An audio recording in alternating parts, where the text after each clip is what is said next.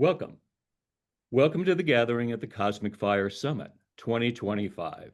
Heart to heart, hand to hand, soul to soul, answering the global call to be of service. We are all beings of light, finding our way in the world, seeking support, connection, and seeds of inspiration along the way. Over the next 5 days, honored healers, teachers, and thought leaders from the world of shamanism and earth-based traditions will uplift, inspire, and guide us to step more fully into our true purpose and our own unique path in answering the call to sacred service. Each one of us is a carrier of wisdom and medicine and the potential for change and healing in our world. Together, in unity and service, we can illuminate the way forward for our human family today and for all our relations in the generations to come. This gathering is brought to you by Shaman's Directory, a vibrant, growing nonprofit global platform dedicated to bringing shamanic earth-based services to the world's doorstep. Together, we are powerful medicine. I'm Wake, one of your hosts at the Cosmic Fire Summit, and I am truly delighted to welcome Juan and Yvonne Nũnez del Prado as our featured guests today. Welcome, Juan and Yvonne. Thank you so much for this opportunity. Thank you Thank for the you very invitation. much to you. It's always a pleasure to be with you.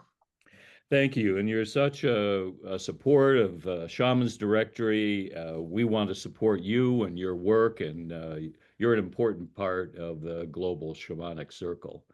And I'd like to tell our audience a little bit more about you for those who aren't so familiar. Juan Nunez del Prado and his son Ivan form a powerful father-son team carrying the living tradition of Inca and Q'ero wisdom into our modern world. Juan, trained as an anthropologist, is considered among the foremost keepers and teachers of Inca mysticism, especially within the Q'ero lineage. Ivan, initiated into this path from youth, has walked and studied alongside his father for decades. He is now a master teacher in his own right, sharing Andean cosmology, energy practices, and sacred reciprocity with global students. Together, they guide students to awaken the Inca seed within, the dormant spark of spirit in each person waiting to be ignited. They weave ancestral ritual, energetic arts, mythic discipline, and modern insights into a living path of service and remembrance. Their mission is to help people reclaim their connection to Pachamama, the ancestors, and the energy that flows through all of life, and to build a more conscious, awakened global community in which ancient wisdom can be born anew. So we are so fortunate to have you here at the summit once again and to engage the topic you'd like to discuss, which is Kausay Puri, walking in life with awareness. Juan, Ivan, how would you like to begin? Well, Kausay Puri, it's a Quechua word naturally from the roots of our tradition. And what it means is to walk through life.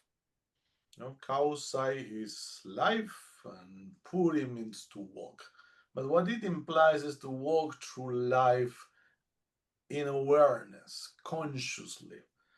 For us, the most important thing is, of course, to be aware and to be conscious of the things. We all are going to walk through life. What is going to make personal history different to another personal history is how conscious we were about this journey.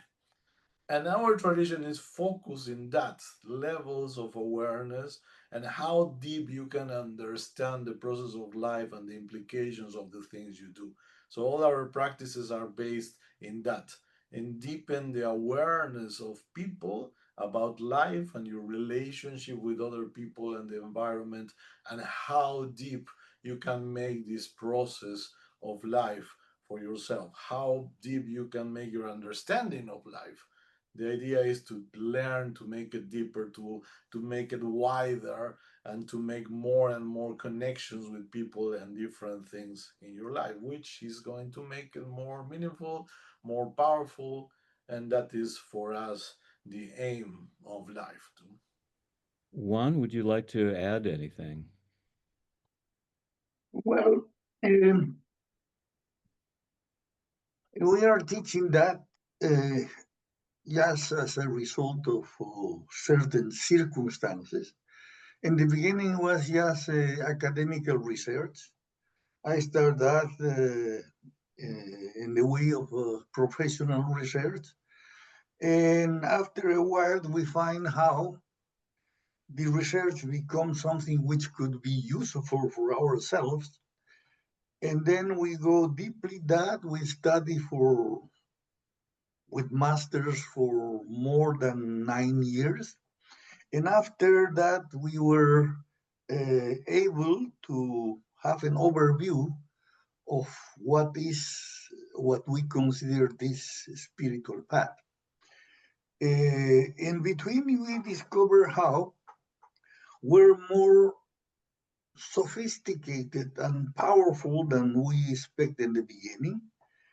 In the beginning, we were thinking there were just shamanism, and shamanism is the mystic of the tribal world.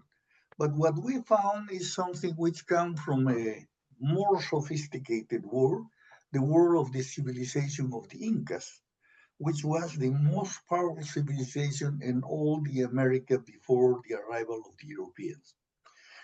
Anyway, what we found there is several deep new ideas. The first new idea is related with how we are living in the Kausay, which is the living cosmos. It's peculiar because it's a world which is considered totally alive. When I say totally alive, I really mean it because we don't have these separations between beings and things, which is usual in the Western tradition. Everything is alive in certain way. And if everything is alive in certain level or way, you can establish direct communication of with everything in the cosmos. Direct communication with everything, which is uh, relatively different than our Western perception, in which our intellectual knowledge is usually mediated by certain kind of tools. It's not immediate knowledge. The other thing is how the tradition are related with levels. In the beginning, we talk were just a traditional hierarchy, but then with the comparative research, we discover how there were ontological levels, which means you are a level. It's not something you believe or something which is just given to you by a committee or something like that. You are a first, a second, a third, or a fourth level. And we found that basically with the knowledge which comes from Houston Smith. I don't know if you know him. He's a very famous specialist in comparative religion. And the discovery of these levels as ontological levels are one of the last discoveries of him. And by comparison, we were connect that with the Andean tradition. I find it so interesting that you both have such a strong commitment to understanding the Inca and the Q'ero way, that you've researched this, that you've become initiated, that you follow the path yourself. It's not simply an intellectual pursuit, although you're so expert in that. It's a way of life, and Yvonne, as you say, it's a way of life of walking in awareness. Um, at whatever level you may be. May we do that? How do we walk in deeper awareness in life? Well, the tradition talks about these levels, and as soon as we started our training, our masters directly presented the levels as goals, steps in our own personal development, and things that were 100% achievable, possible for us. And they did presented a set of initiations and trainings that were going to take us through those levels. Of course, this is a different way to develop this kind of awareness. In life, through the process of life, every single person will grow personally and will develop awareness because we all are in this process. It's a natural thing of the human beings. So our awareness will grow. But what was presented to us by our teachers was the possibility to be trained specifically in every one of those levels. They presented it like you when you are presented with the program of the university. Well, in the first semester you're going to do this, in the second you're going to do that. So you say those are the four levels of the process, and you are going to walk through those together with us. So the teacher is going to take you by hand, train you in the specifics, and at the same time will be giving you not only the knowledge and the practice but the formal initiations that belong to each one of them. Okay, so the beautiful thing is that this was not just presented as a philosophical idea or okay, or a spiritual thing. It was very concrete. So the master will say, you are going to do this A, B, C, and D, and I'm going to take you by hand to make everything, and you are going to become somebody like me. Okay. So these big masters were able to share all their knowledge in a very structured way, but not only that, their level of awareness too. So in our tradition, by training, you can really be prepared to be able to develop these ways of being. Okay, as Juan say, every level is an ontological being. It's not just an idea, it's a way of living, it's a way of approaching the reality. It's a really deep embedded in us. Okay, so you are the level in that way. So the training is about giving you the elements that are going to help you step by step to develop this awareness. We all start as a natural human being in a natural state. As we all come to this world, the tradition is very beautiful about it because it didn't give any special position or situation in life to anybody. So we don't have chosen ones, people who were like marked or okay, supposed to become something. The traditions say that we all come to this world exactly in the same level as a natural human being. And on that, we can start to grow and develop ourselves. It gives us something that you mentioned before, the Inca seed. The Inca seed is the metaphor our tradition uses for the human potential. So it says we all come to this world in a natural level of being human, but we all come to this world with the potential to develop all the human kindness all the way to the top. And there's a possibility in our life to take this and start to express it. It's something we have inside already, but through the process of life, through the training, through the spiritual initiation, through all the things that we can experience in life, we can express that potential and manifest it, make it become real in us, and we can become that. That is how we see the process of the human evolution. What is the experience then when we become more aware? What is life like in that state of being? When you experience one change from one level to the next, it's so big that is like you ought to live into a different world.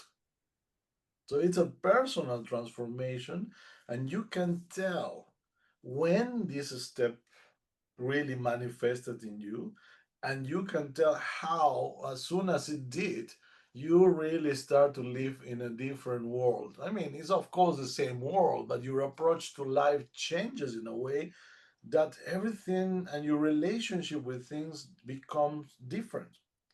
When you grow, of course, we talk about personal power. You grow and cultivate your own personal power, your capacity to do things. When you grow your personal power, of course, to do the same things you used to do before was going to become much easier. Okay, to build the same kinds of things because your relationship with the power is growing, your power is growing, you can solve problems that before were a big deal in a much easier way. Okay, because you are getting stronger and your relationship with the things of life is changing. So not only you can solve the usual things more easily, you can really achieve things that were maybe beyond your wildest dreams before. And this has been for us the experience in our life. We were two common persons, okay, in a country in South America, in a middle-sized town. We both were born in Cusco city, and this tradition, and we know perfectly now, made us into what we are now. Okay. Keepers, elders of lineage, teachers, people who can communicate with people worldwide. We can speak the language of different people. We can help these people to grow. We were not like that before. And we were not supposed to be that. But the process made us this and made us become who we are now. And this is, we know, what can happen with any person who can take a discipline, a path like this, and practices because it's in our nature to develop these qualities. A tradition, of course, can save you a lot of time because it has a process, it has the steps, it gives you the practices and the exercises that are going to awake these things in you, and you are going to become a different person, a person who are bigger than the one you were before. That's how we see these things. Well, and it's so beautiful that you both are dedicated to the work and to your calling that you've taken on. It's in your family, I know that. And yet you've taken this invitation and and you've dived into it again and again and again, and you've made it your calling to share this with the world. What is this experience like for either or both of you to be the carriers of wisdom, to be offering these ways of awareness to the global community? What you are going to offer to the people is a sequence of steps and a human commitment. Now is not a fashion to be committed with something, but according to the tradition, if you are not committed with something, you are going to be as fleeting in the wave of the current of life, and you are not going to be okay. And the commitment, of course, start with little groups like a family, like a spiritual school, etc., etc., etc. This is the first level. But first level is first level because there are people who stayed in the zero level all his life. Can you see that? We arrive here in the zero level to say, has a traditional name is the Usuri. Usuri is somebody who never make a commitment with anything. But in the moment in which commit with something, you start your develop and the expansion of yourself. The first thing you are going to discover is how you can be in charge of a little group and assume the responsibility of guide this little group. Okay? If you do that, of course, this is related with the personal mystical experience. And through this experience, you move to another level and you start to be committed with the intermediate group, okay? To say a region or something. Then you continue growing and you are going to become committed with a large group, large group, okay? And finally, if you really walk in this level, you are going to discover how you can be committed with the whole humanity. And this is not a metaphor, it's not the way of speaking, because you really experience that in the transition. For a moment, you are in the third level. You can be committed with a big group. You can be a good Buddhist or a good Catholic or a good Muslim, but your commitment is just with this large group, okay? If you move a little bit, it's a lift, and you start to see how beyond these limits, there is something bigger, and there is something in common of all the humans, and you can engage with that, okay? Looks a little bit arrogant, but for our point of view, the elite of the humanity of today are people of the fourth level. And but this is what we share, the way we receive of our masters to arrive to that. The sign of that is how at least you can engage with two big spiritual paths, to say. You can be engaged with all your heart with Christianity, but at the same time with Buddhists, to say. For the majority of the people, this is not possible, okay?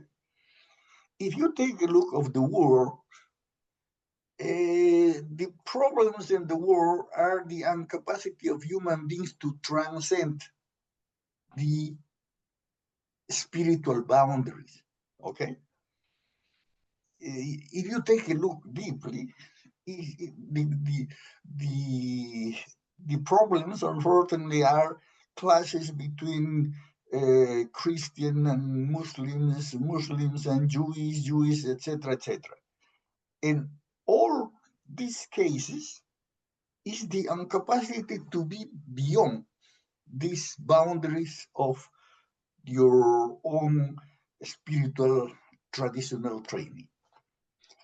And you discover how there were certain people who were able to transcend that, and you can take them as prototypes. To say Mahatma Gandhi, okay? And how you can recognize him. Mahatma Gandhi was capable to make a speech with paragraphs of the Gospels, the Bhagavad Gita, okay, and the Quran without any contradiction, which means he was capable to handle Hinduism, Muslim, and Christianity, okay?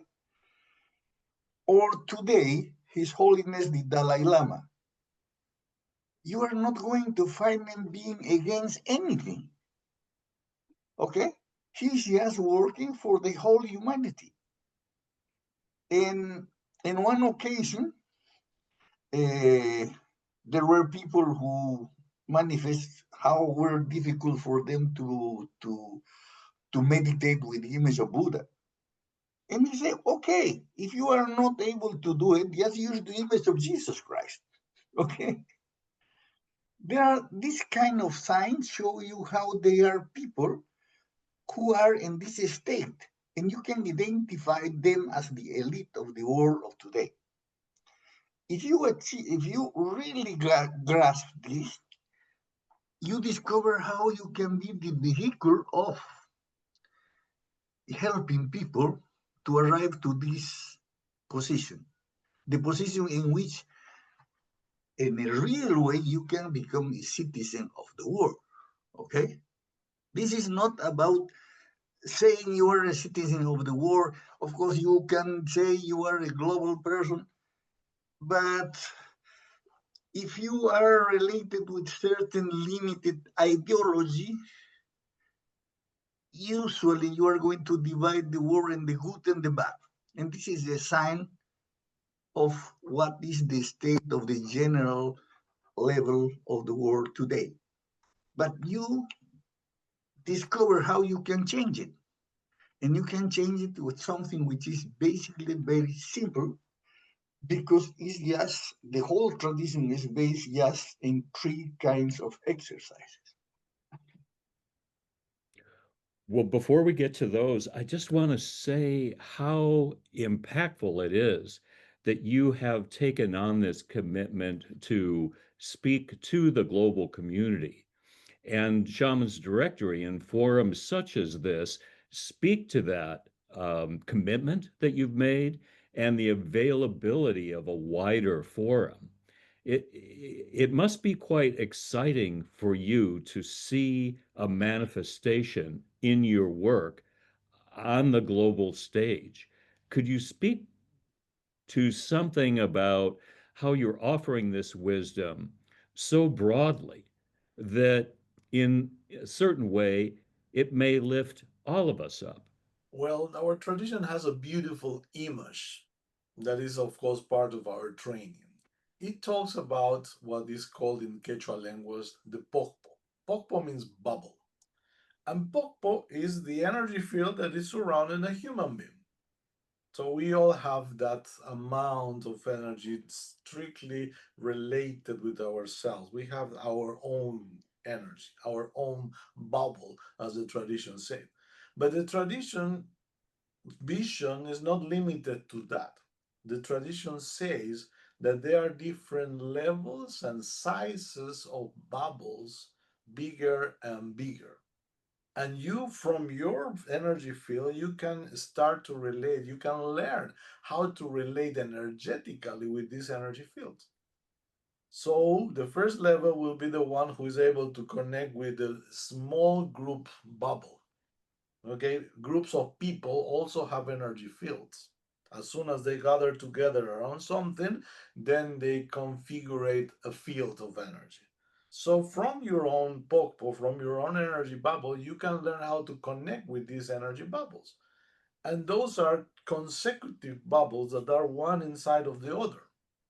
So when you have the small community bubble, these many communities are going to configure a regional bubble.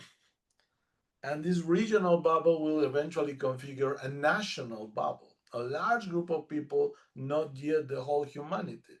But all these bubbles eventually are going to build what is the global bubble, the energy field of the whole earth, which includes the whole humanity. So, according to our tradition, these fields of energy already existed. It's not something that we are inventing on the way, it is a fact. We are not aware of them, but this is exactly the development in our awareness. As you become more and more aware of these levels of complexity and these levels of energy, you can learn how to relate with them properly. And your personal development is to be able to connect and interact with those fields of energy in a proper way. For that, we have a main principle. Is the principle of Aini, or reciprocity. So as you see it, every single relationship, every single connection can be understood, can be seen through reciprocity. Everything in life is about giving and receiving. And if you are in a relationship with a small community or with the whole world, in any case, you are going to be giving and offering something to this amount of energy, and you are going to be receiving something. So the awareness of this interaction, of this flow, is what can start to show you what is the best possible way to connect with these different levels of energy. And the awareness, which is our goal, is the awareness of the fact that we all, humankind, belong to only one kind, which is the humans. This is the global bubble. And as humans, we have something really important in common. And but we have our own personal differences in the different groups. So you have to learn to find the common thing for everyone and relate with that properly with the humanity, and then learn about the difference to be able to keep the relationship and to maintain a proper relationship. We are so used in this world to look only for the common things. But in our tradition, there are two ways to connect with people. Through common things, which is called masintin for us. Masi means similar. So when you look for common things, that's one level of relationship. But when you pay attention to the differences, is when you really start to learn about the other people, and we really get to know indeed what is the difference between your culture and other cultures. And that's when you get to understand both. When you pay attention to the difference and when you honor the difference. In the world, what is the problem? We are trying to cancel the difference to make us all equal. That's a big mistake, because it's to reduce the complementary relationship, the connection between different and complementary things, and we are trying to push it into a relationship of common things, of massenting.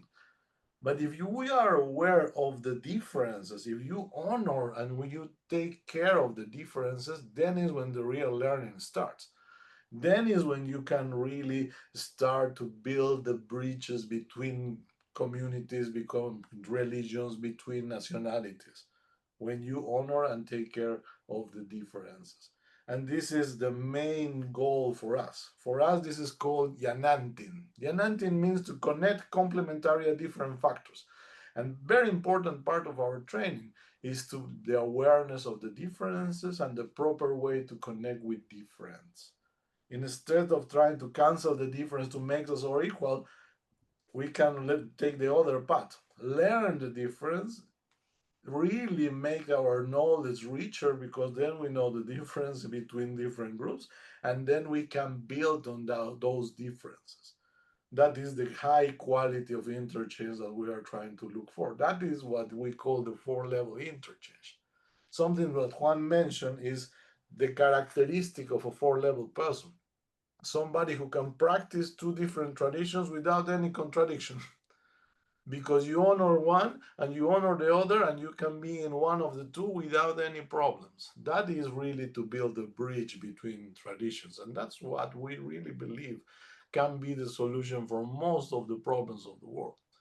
Approach others with deep respect and really wanting to learn from the others, the differences, the things that you ignore, the things you don't know. This is what can really take you to the awareness of what we call the fourth level, which is this target that we have as a tradition.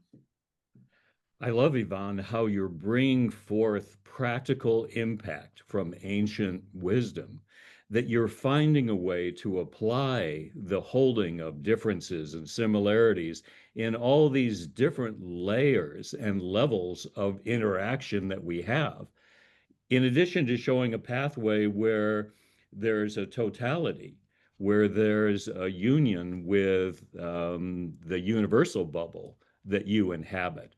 It feels like you're showing us possibility. You're showing us ways that we may not have been so aware of before. Well, there's something beautiful about Aini. When you talk about Aini reciprocity, you can divide the reciprocity in two moments: the giving and the receiving. And these two moments in your relationship with the world, with other people, with other traditions, they require different qualities. To be able to receive, you need to be humble. When you are humble, you're able to recognize that something is missing in you, and then you make room to hold and receive properly. So, humility is not really making yourself smaller, it's just being aware of the reality and see that there's something you ignore or something you don't have. This is the humility we're talking about. And that makes room for the learning. That makes room to hold in and host in whatever you are going to receive. But there is a second moment, which is the moment of giving. Sometimes it's easier to give than to receive, because when you are the giver, this puts you in the momentary situation of superiority because you are the one who have the things and you are willing to get, and you're a generous person. But to give properly, you need to be generous and detached. So don't, to give really, you can give and share everything you have and do it without other further expectations, without keeping cords and trying to control what you're giving. Is just give with detachment. If you are able to be good in giving and be good in receiving, you can build a proper aini, we say, a proper reciprocity. Many times in life, we are really more focused in one of the two. If you focus more in what you are going to give, that's the price. Okay? That's the hard part. Is what you are giving is cost you on everything. So you may not really give properly because you are doing that. But then the other part, when the part when you receive is the gain. What are you going to gain with this relationship? Okay, a little bit. If you just keep it like that in terms of giving and receiving and paying a price and gaining something in return, you are still just trading. But Aini is the flow of life. It's a lot more than just counting how much you give and how much you receive. But you need to be aware of the two moments. Because if you are too focused into the price, it is how much effort, how much things you have to do something, to achieve something. That's the price. That's the heavy part. And you can be disappointed if you just watch the giving. You can be really infatuated if you just think about the receiving. Oh, how much beautiful things I'm going to get. But if you are not seeing both moments in your life, in your relationship, you are not seeing the full picture. Every single thing in life need to have something you are giving and need to have something you are receiving. And every decision of your life, it implies a price and a gain, if you put it in those terms. But reciprocity is to be able to see and consider both and make the relationship flow and make the energy flow in that way. This is what really gives you the awareness of what you are doing in a certain moment of your life. When you see how much you have to invest and how much you are going to gain, and you see the full picture. That is the idea of Aini for us. I think what you're explaining here feels to me like a life of giving and a life of receiving, not tight, but bigger, more broad, more in flow, as you're saying, more flowing. But it's a life of offering, and it's a life of availability to receive. That must be kind of a delicate dance to be able to be in this life of awareness and life of flow. Mhm. For example, this is something we share with our students all the time. And we always tell, dear people, we are sharing with you every single thing we know. We don't keep anything for ourselves. Why? Because if you keep something for from somebody, the universe will keep something from you. Okay? So if you give everything you have, then the universe will give you everything you need. That is also an ideal relationship, but with the cosmos. This is the wider picture.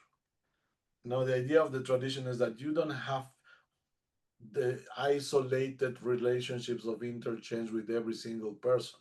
You have a relationship with the whole cosmos.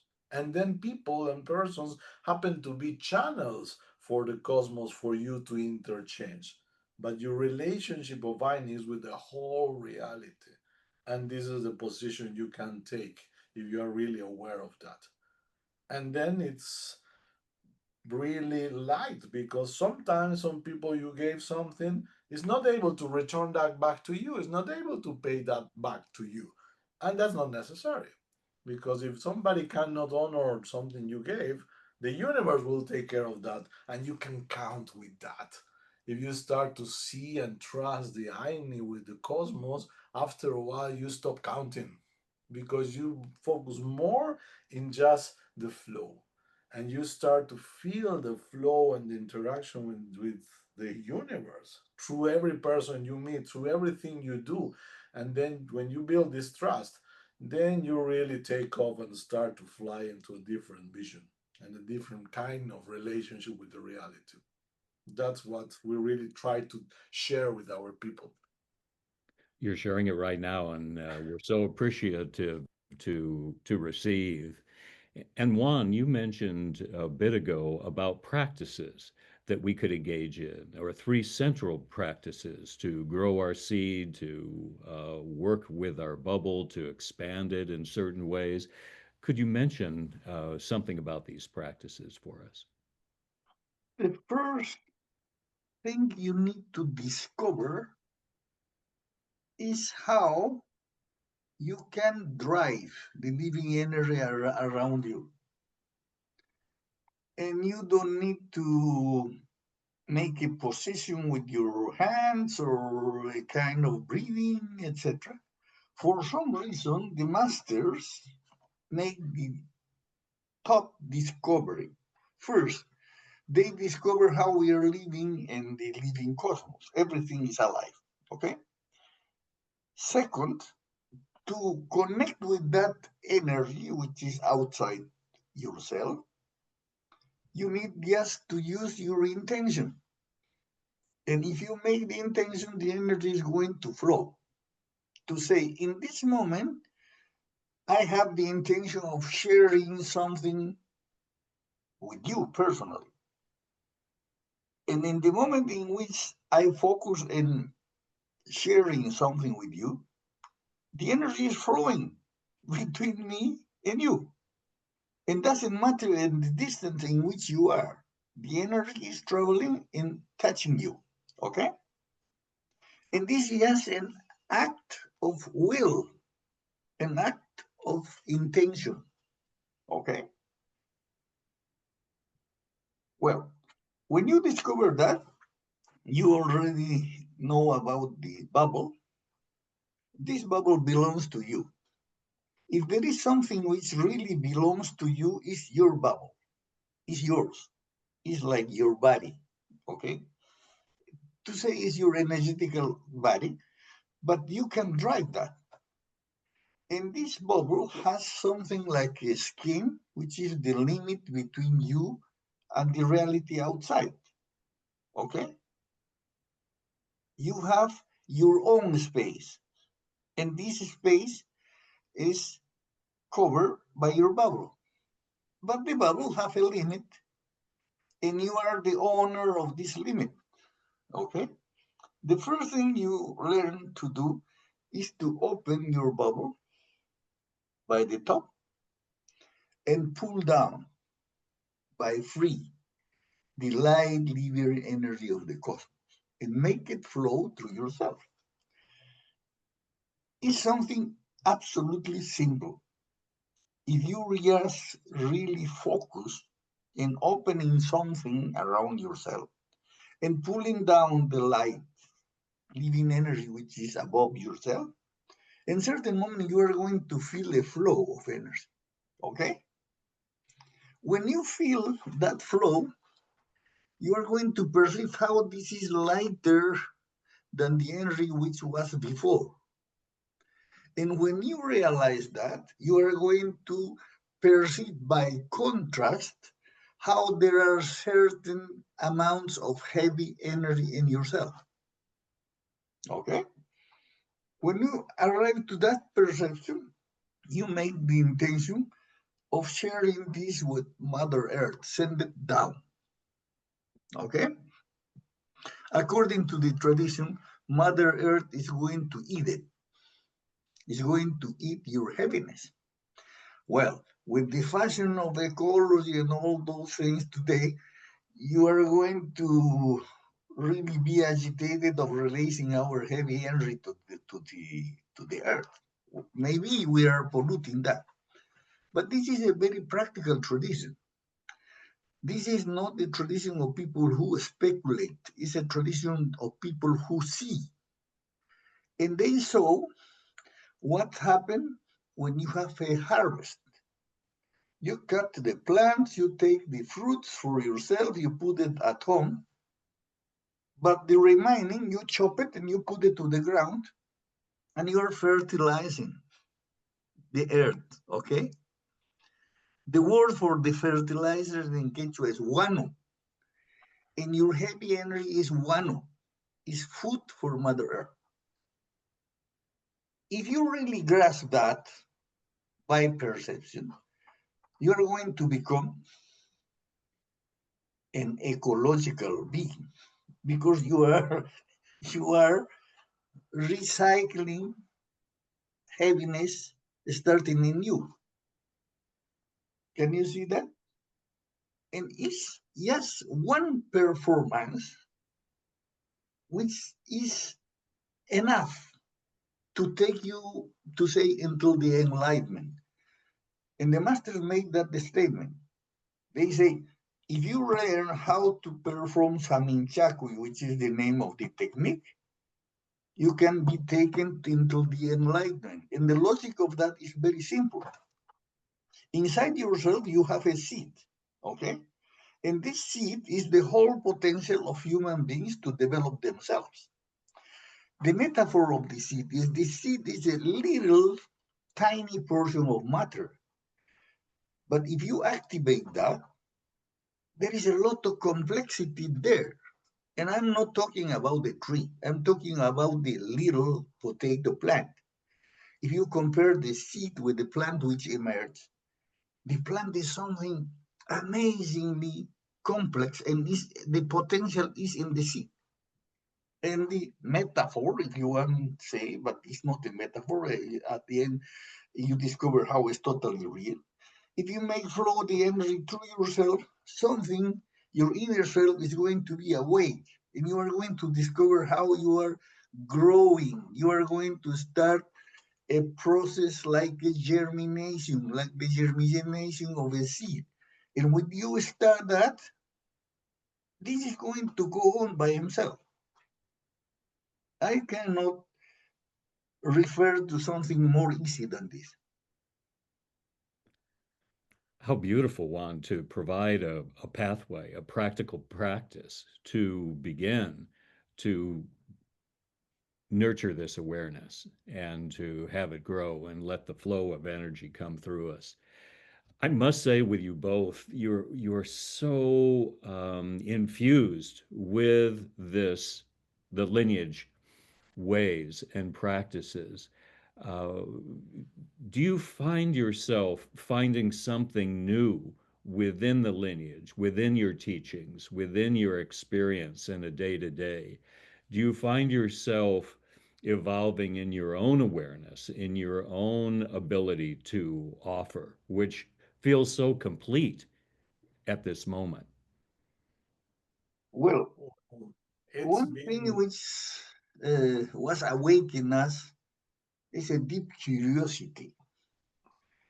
And we start to search and play with the exercise. This is the first exercise. The second is like this, is Saiwachaku.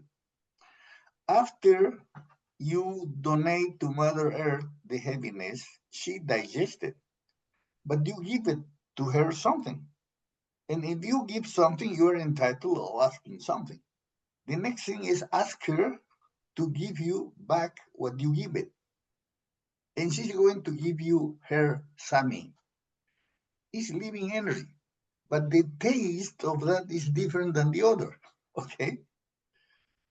If you experience that, the first thing is to do your shaminchakwi until you can really perceive it. Then try the next movement, you're going to receive another kind of light living energy, but more tangible. Okay? According to the master, you are little babies in the cosmos. And the saminchakwi is like water to make you lighter. But the saiwachakwi, the other or the other exercise is to give you power, strength. Okay? The master used a metaphor. One is like water, the other is like milk. But if you can release your heaviness and you can reinforce yourself, you are really growing as a baby. Okay? You are manifesting something mysterious, which is your inner self.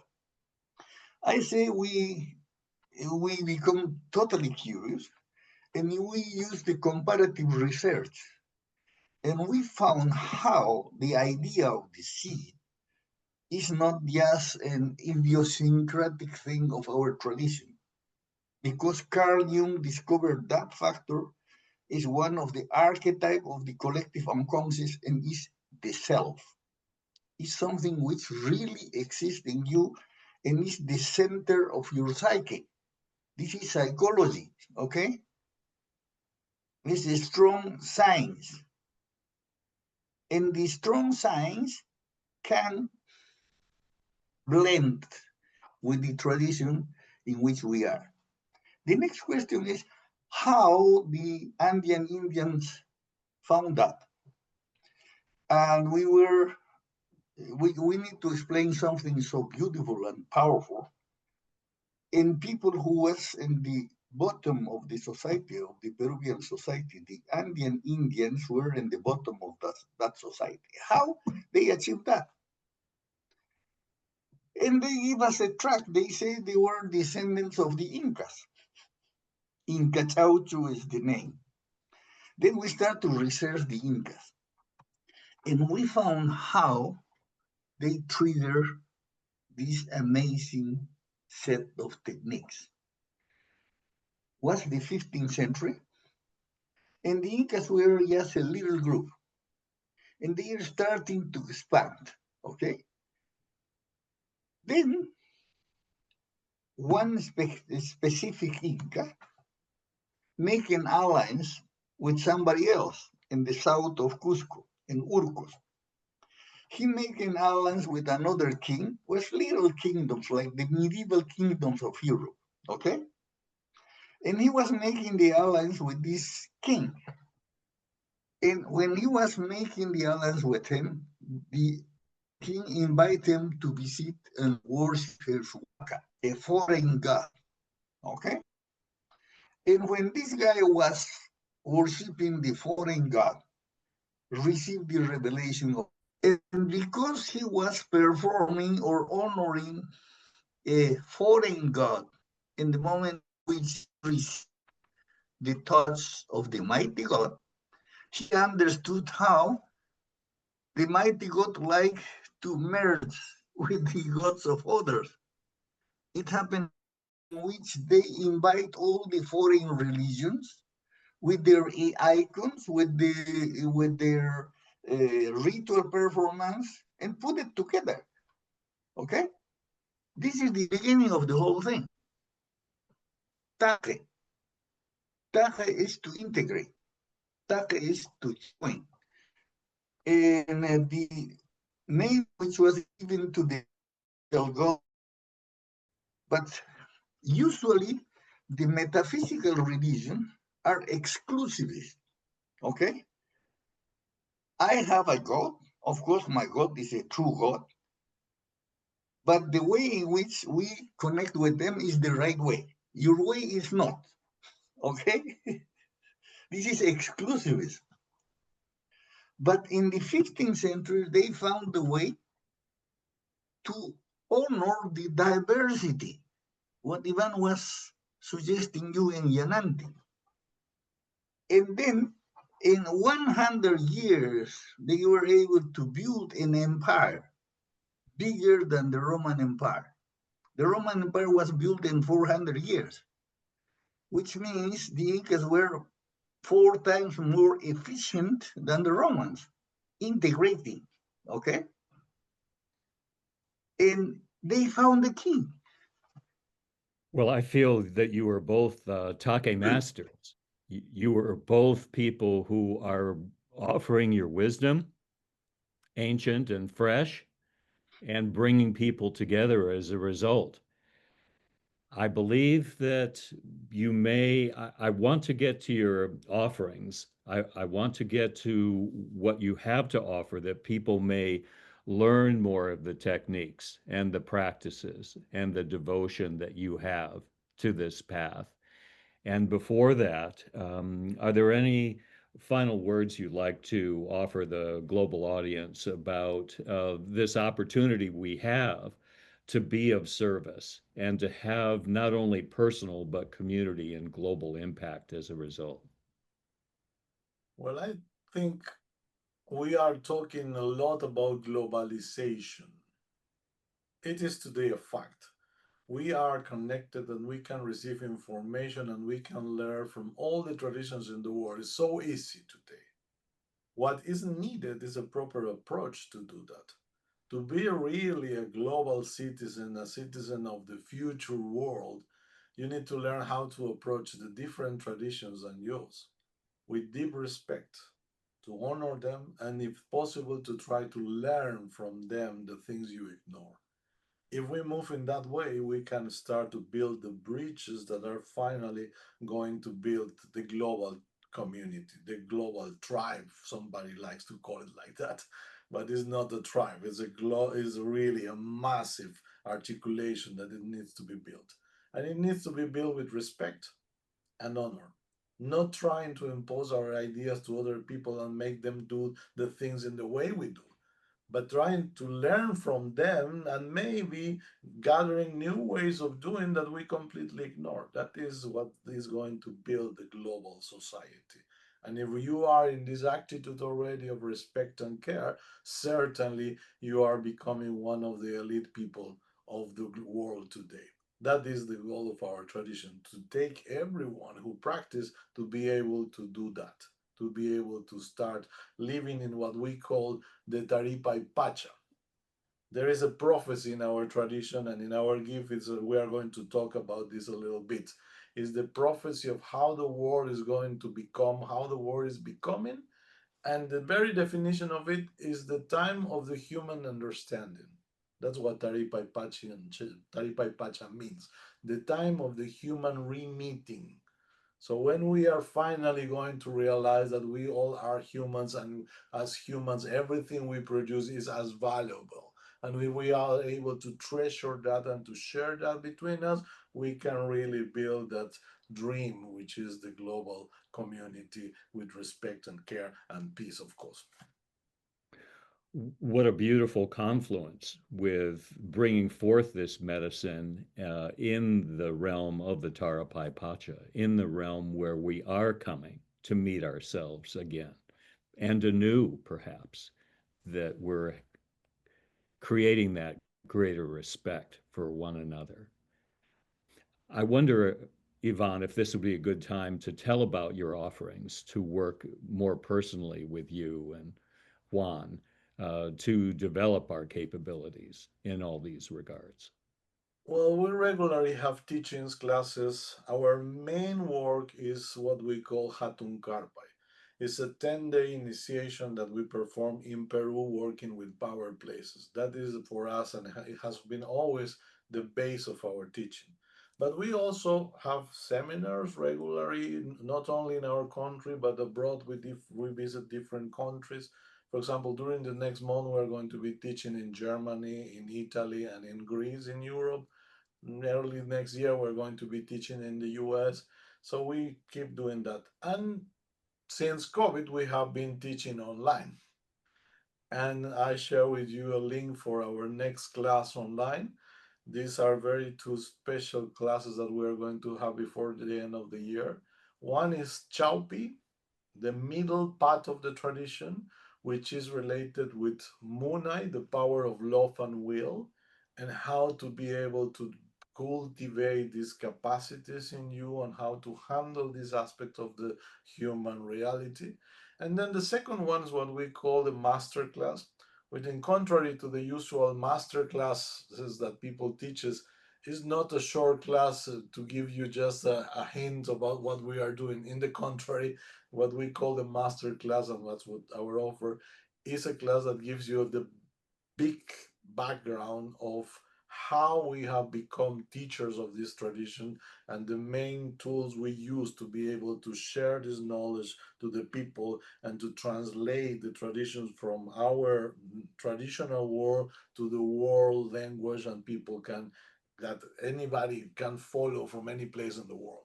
So these two classes are now in the bucket and we are ready to start. We start in the middle of November and it's going to be there for you to share. Perfect. That's you are so committed to sharing this wisdom, the practical application of what you know, of building the global community, and you have a beautiful gift to offer as well, an interview about the ancient prophecies of the Incas and the messages for our times. Do you care to share something about this gift, Ivan? Well, we are based in the prophecy. And the prophecy is a proper way to see the future, to develop the proper feelings about this future.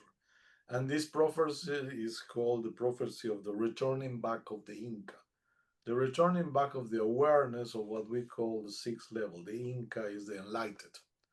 Okay, so this prophecy tells about how we are entering, we are starting the new age, which is the age of the Taripai Pacha, the time of the human understanding, and what are the elements that we need to build this age. Because it's not something that is going to come by yourself.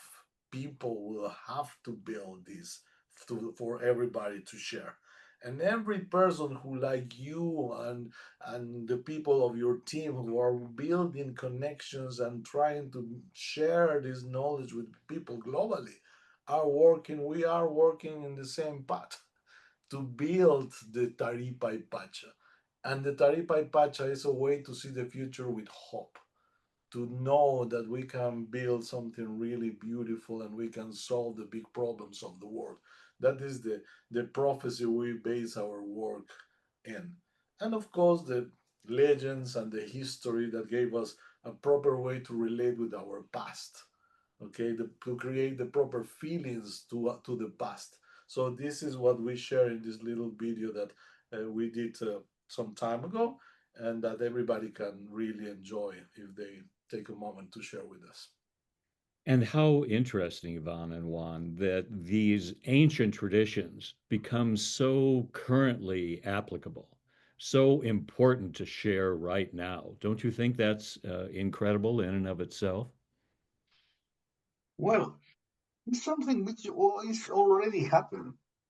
And we are very curious and we are comparing, measuring, putting our noses in everything. And we found several things. We are committed with that. But with the whole details, this is not the only tradition who was working in that direction. Okay? And I can mention specifically one, which is a mirror image of what we do. I don't know if you hear about Sri Aurobindo. He's a Hindu guru. And we found a book which was written by one student of Aurobindo. Is Satpren. And the name of the book is Sri Aurobindo and the Adventure of Consciousness. Okay? If you take a look of the book, you are going to discover how this is a mirror image of what we are teaching. Because speak about levels, full conscious about how we are trying to build the fourth level. Okay? Two basic exercises, of course, in Hindi symbology. The pranayama is exactly like our Samin chakra. And the kundalini, which is not the kundalini of the kundalini yoga in which you awake a little force in the base of your spine and you pull it up. The kundalini of Aurobindo is pulling up the whole power of Mother Earth. Okay? Which means we are not the only, and this is good to know. We are not the only way to build that. There are somebody who is working exactly in the same direction than us. Okay? Then you can discover several other things which are starting to be pop in our days, like the work of Thich Nhat Hanh. Did you hear about him? He has a book which is Living Christ and Living Buddha. you know, Living Christ and Living Buddha, putting together the religion of love with the religion of compassion, using another techniques, of course, not our techniques. But Thich Nhat Hanh wasn't the same shape than us. It's merging too, okay? And the key is to merge two, to integrate two.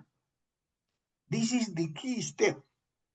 If you were able to integrate two, whatever these traditions are, but really integrated and become without any contradiction and with all your heart in the two, you did the hardest part of the work. After that, you can relate with anything else. Okay? Thank you so much for sharing your global perspective, the deep work that's gone into your presentations, the deep life that you both share. And again, I'm struck by the father and the son and your father before Juan, working so closely with the Caro and bringing this knowledge forward, and then you sharing it in such a beautiful, expansive, and practical way. And just before we end, I just want to make sure that for people who want to get in touch with you and beyond YouTube, beyond Shaman's Directory and your profile there, how may we best contact you? Well, we have the email that you can see down in Juan's image. That is a direct contact with both of us for anybody who wants to be in contact and share. Thank you. What a gift to have your presence here today, to be able to sit with you, for all of us to be able to share in your wisdom, to get a little insight into your lives, how dedicated you are to bringing this wisdom forward, and how willing you are to share everything you know and to bring us all forward. I feel very enriched by your presence today. I feel our summit audience will be so well served by taking a look at your video and revisiting it, the gift that you offer, the classes to engage in those as appropriate, and simply to know that you are on the planet and that you're within the bubble of Pachamama and showing us how to engage our own sense of awareness, walking into awareness so much more deeply. We so appreciate your presence, your offerings. Thank you so much, Juan. Thank you so much, Yvonne. Any last word? Well, just thank you. It's glad to know that there's other people like us that we are just one team trying to work and achieve the same goals, and it makes it easier to work in company. Thank you very much. You're Thank welcome. you very much. And thank you for mentioning a detail. Who really opened that is my father 70 years ago, because he discovered the Tero Nation and he discovered how they claim to be the direct descendants of the Incas. I'm aware of the story. It needs telling and retelling again and again. And certainly he would be so proud of you both, of not only being aware of his gifts and his contributions to the preservation of the Caro, but you're bringing the work and the knowledge forward. It's such a beautiful story to behold, and certainly anyone spending more time with each or both of you would be well served as we are now. Thank you so much for being here. For all of you who have been watching this presentation, thank you so much for taking your time to be open to more of the wisdom of the Caro brought forth to today's global world. Thank you so much for joining us around the global fire, and we hope to see you at one of our next interviews. Thank you for this opportunity. Thank you. Thank you. Thank you. Till the next time.